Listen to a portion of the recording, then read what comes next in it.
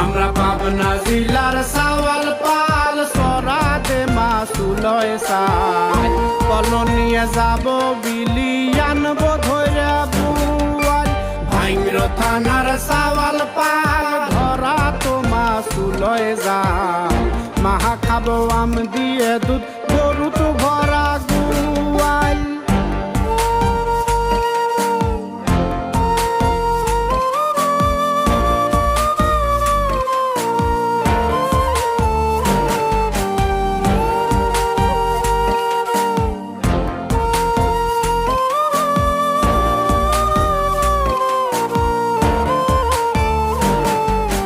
সাদা মাছের সরসরি পুঁটি মাছের তরকারি শোল মাছে মা ঝাল বেশি বিষ জিয়াল খাওয়াও দরকারি খাবো মেলা ভাত